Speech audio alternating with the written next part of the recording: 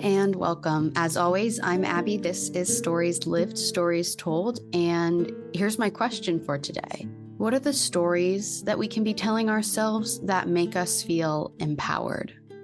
We have a lot of stories that we tell ourselves, but not all of them are kind stories about ourselves and what we believe to be true of ourselves.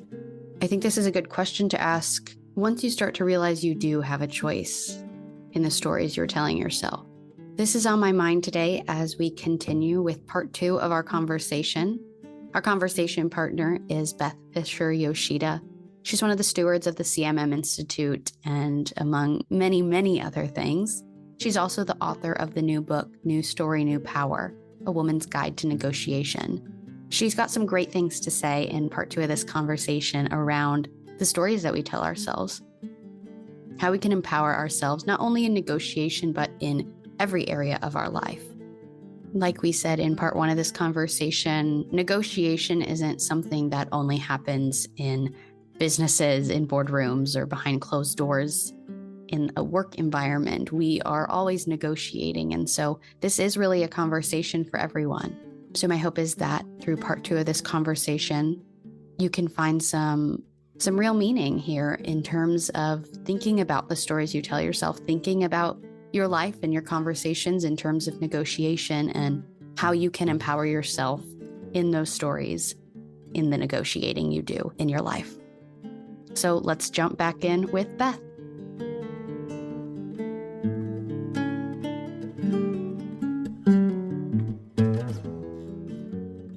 I want to get into your book more to kind of do that. What I like about even just how you frame your book in the very first sentence of the description of your book, saying we internalize so much, so many stories. And I think that like internalized sexism or misogyny or patriarchy is a really powerful tool and part of the answer to what you're asking around this dichotomy of you can be strong and you can be submissive. You can show up differently to different spaces as a woman. Because for me consciously, I can say, oh, well, sexism is bad and everyone deserves equity and equality and to be able to live into their full humanity. And at the same time, I can have internalized sexism living in me that, like I was saying earlier, makes me feel like I'm in competition with other women or block me from being able to celebrate other women's successes because it feels like a threat on my own or something like that. So I think the internalization is a big key. Because like there's the stories of our lives, of our families, and then there's also the stories of our cultures and our systems that we do exist in, and we internalize them all the same, maybe. Yeah, and I was sitting here thinking about that. And I'm thinking about, well, there are good stories we internalize, not so good stories. And then I was thinking about the submissiveness. I think it's also about being vulnerable, right? And so maybe because I'm from New York and the US, there's a sense of agency. Yeah. So if I choose to be vulnerable in a particular situation, then that's my choice, right? And then I feel comfortable enough and safe enough to be vulnerable. If I am pushed into a situation where I'm feeling vulnerable and not safe because I didn't choose, that's a different situation. I think you can be submissive. You don't have to be dominant all the time. You could be submissive, but you're choosing that. So that's right. Part 2. We internalize so much. And I think this is why I'm so big on self-awareness, is because we don't even know. We don't know what we don't know, right? So we don't even know what we've internalized. And so sometimes, people have reactions to things and we're like, well, where did that come from? Like, why did I have that kind of visceral reaction to something that seems so innocuous? And then it's because we've internalized some of the story about it, right? So maybe, excuse me, not to get too psychological, but maybe we've had some kind of situation where it's a little bit traumatic for us and something else like triggers that trauma, or maybe we were, for example, one of the big things is, so we're taught, respect your elders. And a lot of cultures have a very strong ethos around that. You respect your elders, you don't answer back, and so on. So if you're in a negotiation and you're negotiating, regardless of the gender, you're negotiating with somebody who's older than you, you have that story in the back of your mind that may not be conscious, but it's like respect your elders. And then you have these other stories where recently we just scream at women, you need to get out there and ask for what you want. You know, if you don't do it, nobody's going to do it. You got to be your own best advocate and blah, blah, blah. We have these competing stories, right? So then we go in and we've consciously prepared for the negotiation. We're going to assert, we're going to ask, we're going to, you know, do all these things. And then we get in there, we're dealing with an older person. Then we're thinking, oh, wow. And suddenly you're feeling like really uncomfortable trying to assert yourself. And you're like, what's going on? I prepared so well. Why am I getting so nervous about it?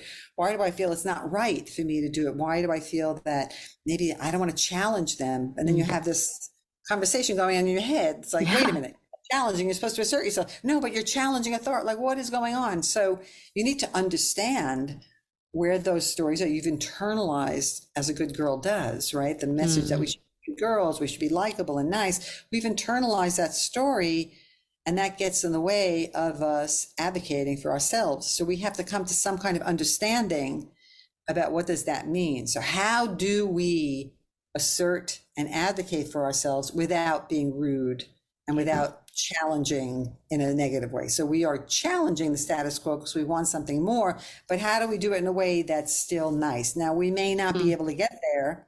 So we have to think about, okay, which is more important to me? Is it more important to me to just stay where I am as long as I'm respectful? Or is it more important to me to push the edge a little bit to get more about what I want and then risk being disliked or risk being thought of as abrasive, even if I'm trying not to be? But that's my framing. I don't know completely what the other person's reaction is going to be to me. This is all in my own head before I even get in there. And this is what we do. So internalizing all those stories, we need to make them explicit to understand what they are, where they're from, and why they're causing us to behave the way we do.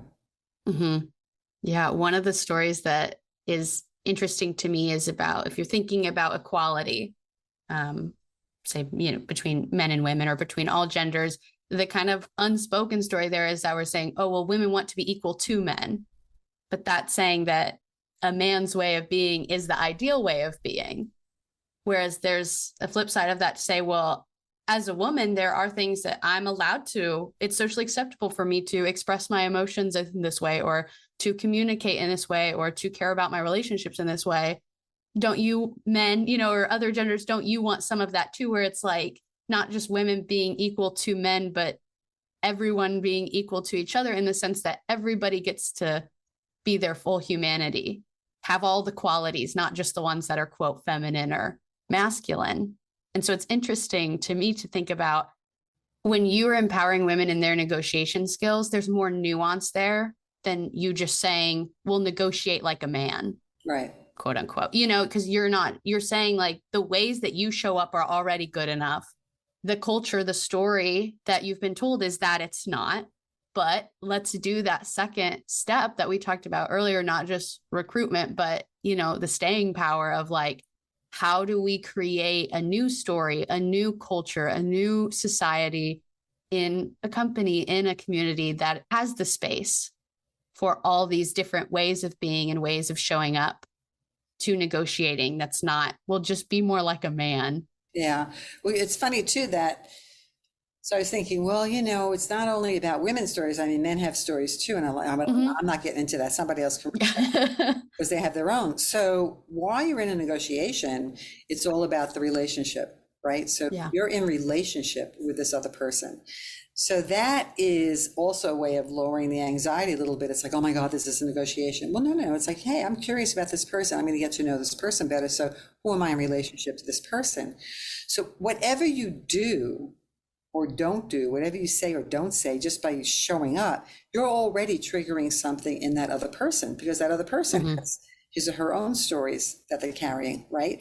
So if a man is in a negotiation with you and he grew up with the message that, you know, men control the world or men are more dominant, whatever that extreme kind of story could be, and you're coming in there and you're trying to assert yourself, or he perceives you are asserting, and then he might perceive that you are encroaching on his territory, and then may become defensive, may become uncomfortable, and then have his own way of reacting to that.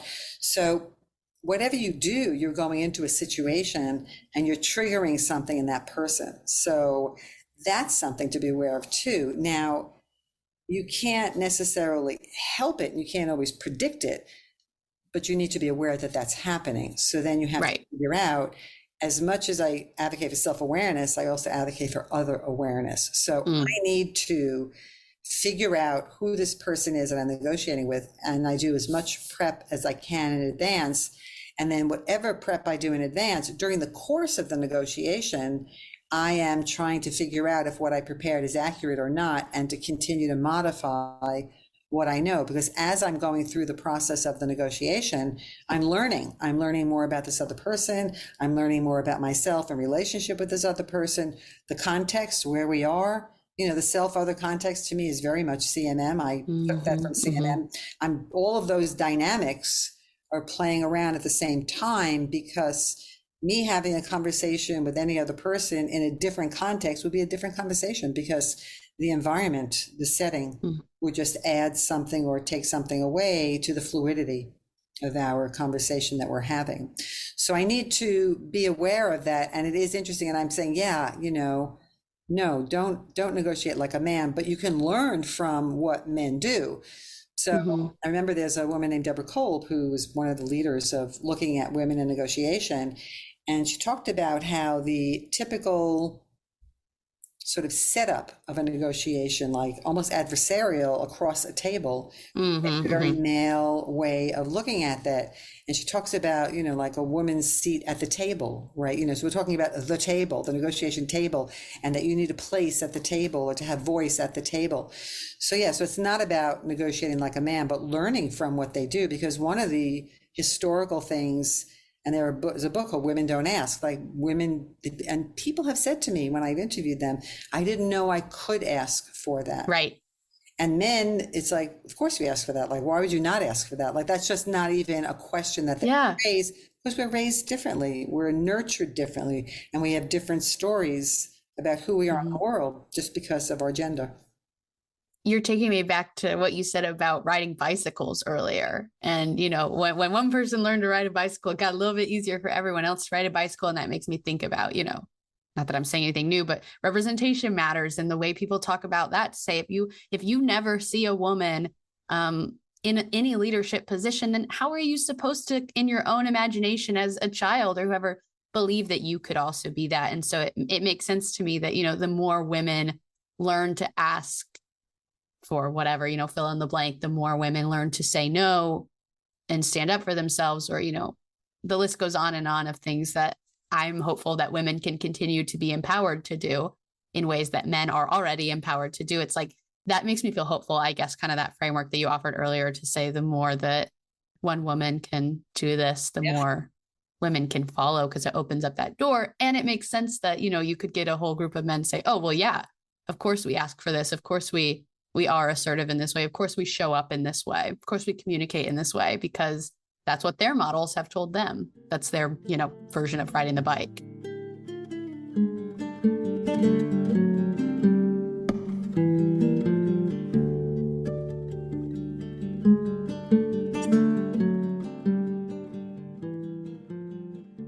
So another thing related to that is, a lot of times women will say to me, oh, it's so hard, you know, I feel so uncomfortable doing that. It's really outside of my comfort zone. And I say, okay, so are you comfortable now with the way things are? And they'll say, well, no. I'm like, okay, and you're uncomfortable doing something different. So, all right, so you have two kinds of discomfort. Right. Which do you choose? Because both are uncomfortable. If you stay the way it is and don't do anything, then you're accepting. You're condoning. You're saying, okay, I accept this situation and it's going to stay the same or get worse. It's not going to get better, probably. Or you can try that discomfort, and then at least you have an opportunity that maybe something will improve.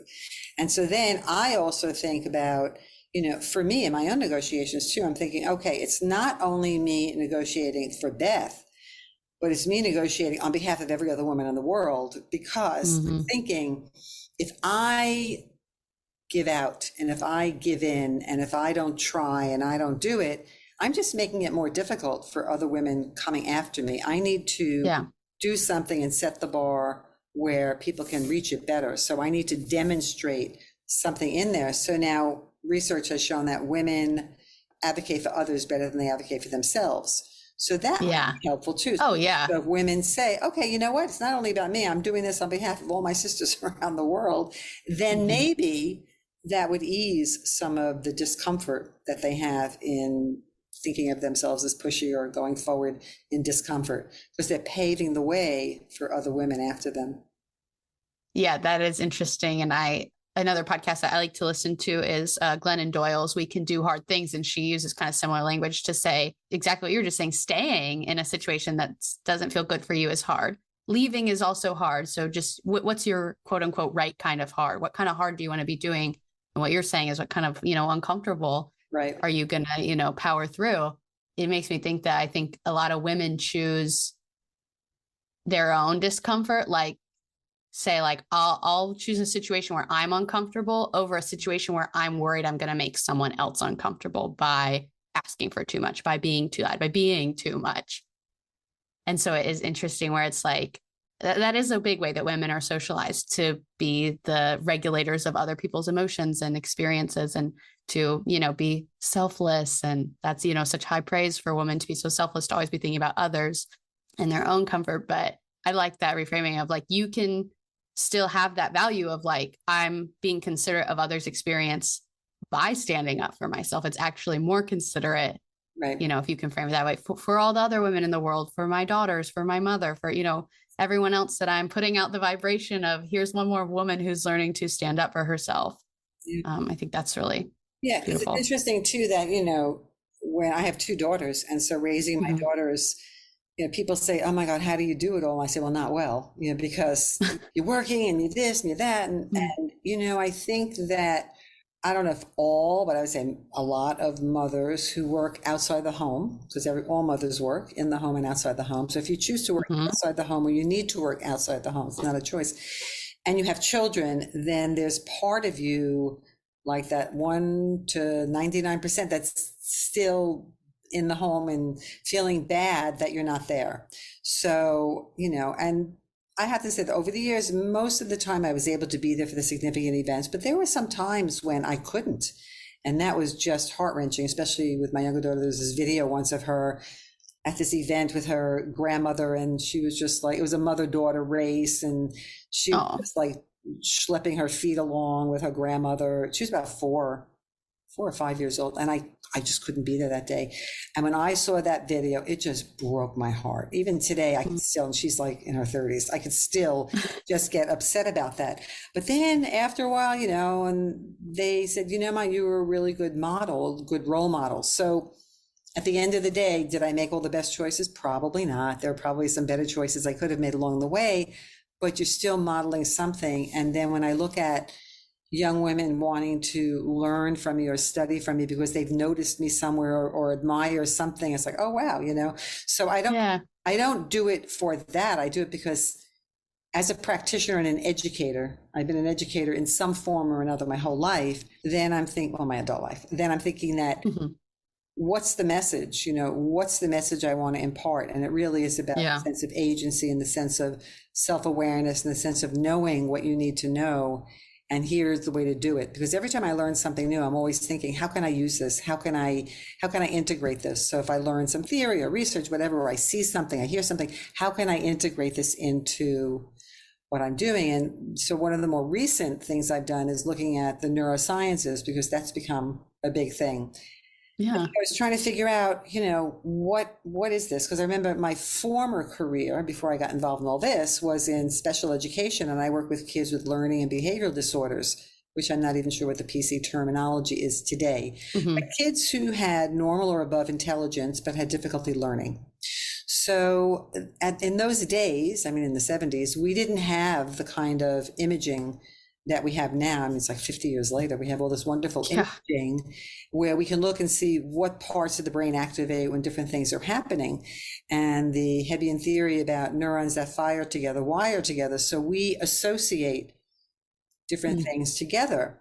And then I read a book about emotions and how the social construction of emotions, and, CMM also has a foot in social construction, is in that we created these worlds, we can create better worlds, right? We can disassemble it and reassemble it and all of that. So I started putting some of this together, thinking, okay, how can I use this? Like, how does this make sense? And it's good to understand that if we have any kind of trepidation about a negotiation, and even though we prepare and we still may not feel super prepared, going in there and just showing up, the part we were talking about before with that other podcast, showing up is already an accomplishment. So what if we rewire that association of the trepidation of negotiation with showing up and putting in the effort? So now when we hear negotiation, we see effort and positivity, and we just showed up. Even if you don't get the outcomes you want from the negotiation, the fact that you showed up is enough of a reward. So we have to continue to rewire. So you can't unwire, right? You have to rewire. So that means you have to have something alternative. So you consciously commend yourself, pat yourself on the back, whatever you need to do to celebrate the fact that you showed up, the fact that you didn't back down, the fact that you prepared and you were there. So just that alone. So then I started thinking about that. So that's another way of thinking about how to prepare ourselves for that. And so I think we need to celebrate ourselves all along the way and not be hard on ourselves, because life is hard. Life is tough every day. Just the fact that you can get out of bed in the morning and do what you have to do and face the world, that's a big accomplishment. You should commend yourself on that. But I think too often we don't do that. I mean, I don't do that either all the time either. I'm like, hey, I won't say great. No, I don't do that. But just to be in touch with, like, I got out of bed today and what am I happy about? What am I excited about today? Wow, I have a negotiation. Like, yes, I'm going to show up, or I'm going to negotiate, whatever it is. And I always encourage too, don't go out and do the most difficult negotiation around the most difficult issues with the most difficult person in your life. Don't do that to yourself. Start really small. Yeah. Even if it means just a little bit of a negotiation about what am I eating for lunch today? Where are we going to go for lunch? Or just little negotiations. Just practice that and sort of build your negotiation muscle. So the next time it becomes that much easier. And even though it won't always be easy, there'll always be some challenge, at least you're more prepared and you have the experience and the success of the experience to boost you for the next round. Yeah.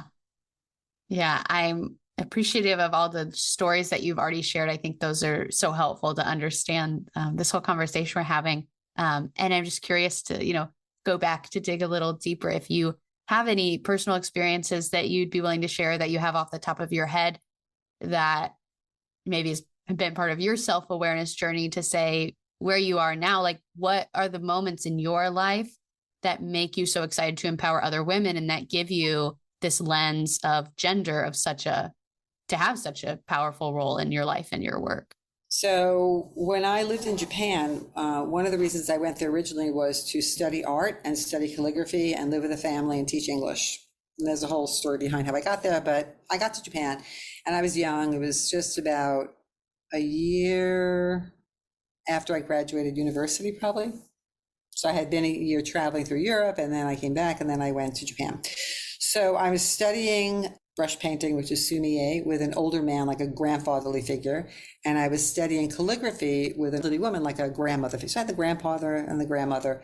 And at that time, I was macrobiotic, so I didn't eat sugars, and I was very strict macrobiotic, vegan. And I also have an art background, so I came out of the US culture of be yourself, be creative, be individual, right? Very, very strong messaging that I took up very strongly because I come from New York, and I want to be myself and be an individual. So then I go to Japan and I'm studying with the man, and he is saying, this is how you hold the brush, and this is how you put the ink on the brush. And then he's giving me very strict compositions. He said, this is where the rock goes, and this is where the tree goes. And I was like, oh my God, and he would sit there and he would demonstrate.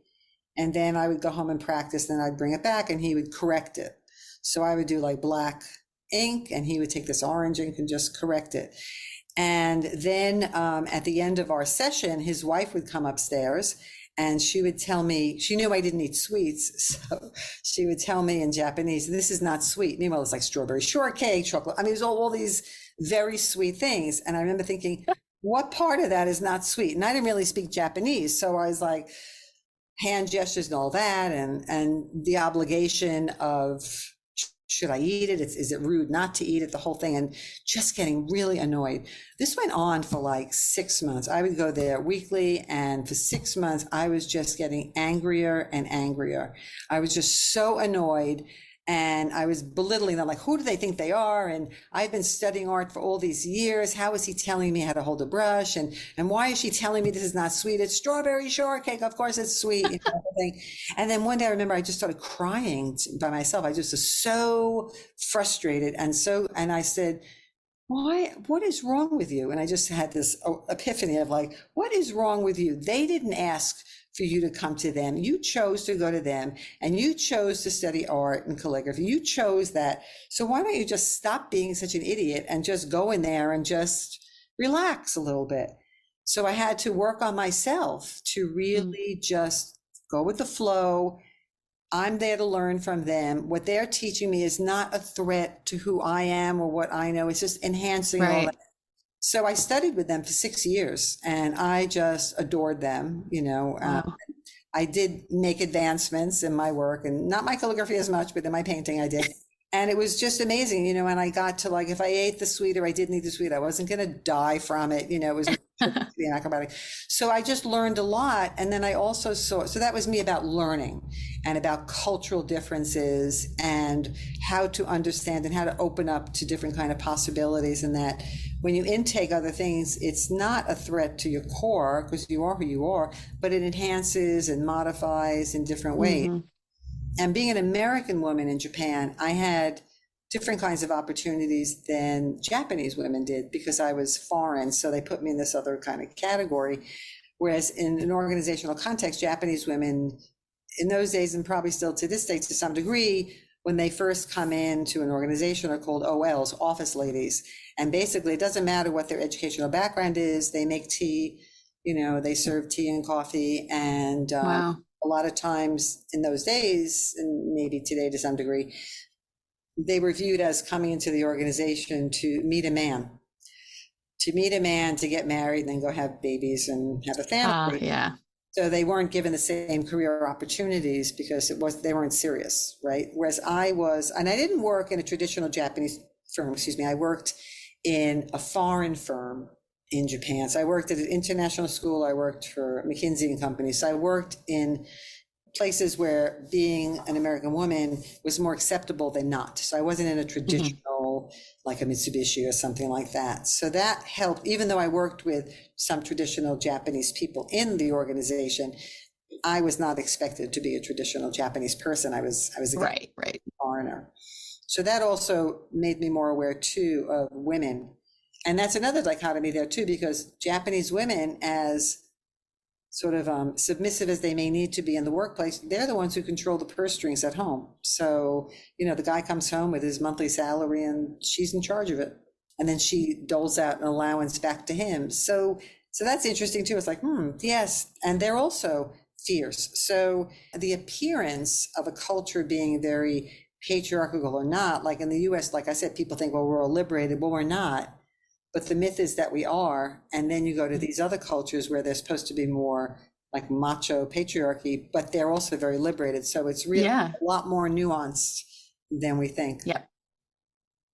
Yeah, definitely. Well, thanks for sharing that story. That is interesting. And that gets me back to the meaning making of like, what we consider to be liberated or not is different, or what we, consider to be norms for gender is different across cultures too, which I think that's why I think it can do so much for us. It can be so rich too. Like, it seems like you've had a lot of experience with is getting to immerse yourself in other cultures and knowing the people that are a part of them and learning about that and understanding that to be able to expand your understanding of meaning making. Sure. Yeah. Because it gets so nuanced. Then you even start to question, like, well, why do I have the beliefs that I have? Like, where did that come from? Yeah.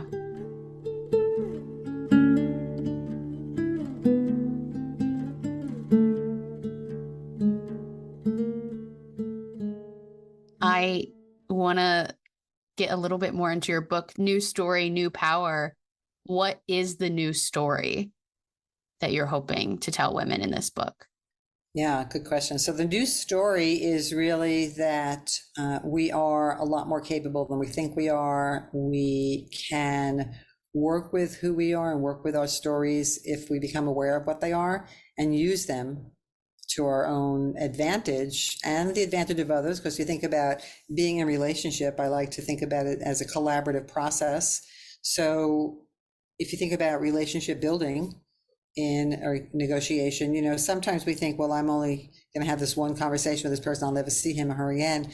You never know. You never know who pops up back in your life again. Or if you have an issue with this person, chances are that you need to work out that issue, because that issue will appear in other people in your lessons to learn through life, right? So that's the new story. The new story is understanding self and understanding what I bring, what I'm capable of. And that's a new sense of power, because there's a sense of agency and developing your skills and your awareness. That's the new power. And I have to say, it wasn't my title. I cleverly wrote a title that didn't even have the word negotiation in it at the beginning. I had story in there, but no negotiation. And then my editor and the publisher and the production manager, they all got together and were brainstorming different ideas. And then they gave me a couple to choose from. I said, oh, wow, this is good. And then the more I've talked about this title, the more I love the title, because I think it's just a good title and people like the title too. So I give them all the credit. It was their idea. And I love that they did it and didn't take what I put down. I don't remember what I put down, but it was nothing that would have been useful as a negotiation book. Yeah, I always appreciate using that frame of stories. And so I think that's a really valuable tool to hand women to, is to, let's talk about your negotiation and let's do it through a frame of what are the stories you're telling? What stories do you want to be telling? And yeah. I think it's also a way of empowering. So as I mentioned earlier, when you identify the stories that govern your life, you figure out which are the ones that work and which are the ones that don't. Even that weeding out those stories, that's also a sense of empowerment. You're choosing, I'm going to keep this story and I'm going to change the other story because it doesn't work for me. It doesn't work anymore. So I got an analogy I like to give is when I talk to students or people I'm coaching in a workshop, I'll say, all of you have succeeded so much in your life so far. You got to where you are. You're either in this program, you're in the workshop, you're in the organization, you've succeeded very well. So you should really commend yourself on being the mature professionals that you are. And then just picture going home for family holiday dinner. And usually people just start laughing. They go, oh my God, because you're out in the world and you're advancing yourself and you're changing your stories, but your family, they have all those old stories that have not grown with you. So you go home and then let's just say you drop a piece of food in your lap and they go, oh yeah, you always were very sloppy. You always did get dirty, or, that kind of thing. They're like, oh my God, I'm that 8-year-old or that 12-year-old all over again. I thought I've advanced it. Or you say to yourself, I am not going to be triggered by Uncle so-and-so because I know he's going to say something. Yeah. It's going to trigger me. And then you say, I'm not going to fall into it. I'm not. And then he says something and you just can't stand it. Or you're talking about politics and you just go there. So those are the things that we have to still have control over. That's really hard because those stories are so old and so deeply embedded. It's hard. And it's very hard for people to change and mature their stories about you, because that means they have to change their stories about them because you're in relationship. So if you're not that, then they're not the same either. So now who are they? So that's why I like the idea of systems therapy and not just individual therapy, because you have to change maybe individually too, but with your family system to support the change you want to make. Yeah, I think that's an important point of that. Yeah, again, we said that the meaning originally was co-created. And so you can't hope to go back and create the new meaning in isolation. That's also going to be a collaborative process for sure. That's right. I know you'll recognize the CMM-ish language here, but this is how I want to try to keep ending my conversations, and that even that language in and of itself is a little confusing because I don't want the conversation to end. I want to think about what are the next turns, maybe for people who have listened to this conversation with us, people who have read your book, people who are maybe in that building self-awareness stage. What do you hope for people after listening to this conversation to keep this idea alive in their own lives? I think life is exciting and every day is an opportunity to be better than the day before, you to be better, the world to be better. So, set little milestones, little markers along the way to work towards as a way of motivating yourself, if that's what works for you, and to congratulate yourself. And that it's really, even when things are challenging, it's a way to take a step back and say, that's interesting. I wonder why that happened, or I wonder why he said that. I wonder whatever it is, even in the most challenging situations, or if things are balanced, like what is going on in the universe today? That like you just take a step back and just take a breath and go on, so that there are practical ways of moving forward. And if this can be overwhelming, then just take one little step at a time, one little movement at a time, and then just continue to build that. And I am going to say also a plug here that what I've been offering to people is, if you read my book, and maybe not every page, but if you read my book enough to know what it is, and you write a positive review for the book on Amazon and let me know, I will offer you a 1-hour free coaching session. So that's something that is out there in the public. Great. Yeah. I think it will expire Great. at the end of this calendar year, but that's kind of what's out there right now. That's great. Yeah, I just want people to keep, having the tools to keep this going, not just, listen to this conversation and then turn off the podcast and forget about it, but to, start doing some of that reframing and self-awareness work. And so those are some good next turns. And the process of making things explicit that you take for granted, that's just such a part of you, is just part of who you are. And through CMM, you can surface different aspects of who you are. Yeah. Well, Beth, what else do you want to say about your book or your work or your own stories before we wrap up today? It's been an adventure. It's not done. I'm still curious and still moving on and still building on it. And every time I am in conversation with somebody about the topic, then I always take away something too. And it's a way of me also refining my own thoughts in process. I used to be a lot more extroverted than I am, but I still have a little bit of extroversion where I like to think through things in conversation, and that we really all have a lot of agency, even within constraints. And constraints are not necessarily a bad thing, but it's also a way of putting a boundary around where the space that we can be creative inside of. So that if people are not familiar with CMM, I encourage you to keep experimenting with it. If you are familiar, for me, and it's been since the 1990s, I'm still learning new ways of using it, new ways of engaging with the information and the material.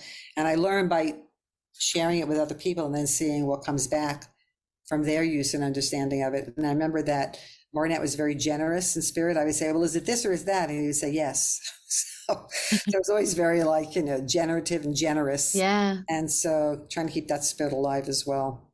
It's been really helpful. Yeah. So that's wonderful. For the conversation today. I've enjoyed it immensely. Thank you, Beth. I really appreciate you sharing your time and your stories with me.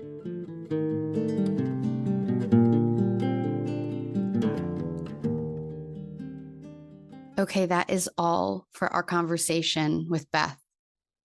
This has given me so many things to think about, and I hope it has given you lots to consider as well. In order to prompt a little bit of the reflecting I think all of us will be doing after this episode, I want to point you towards the 3 questions that I have at the top of the show notes. They are, how can we build awareness of ourselves, others, and all the stories that we have? How can we rewire our ways of thinking and being to better celebrate the ways that we do show up?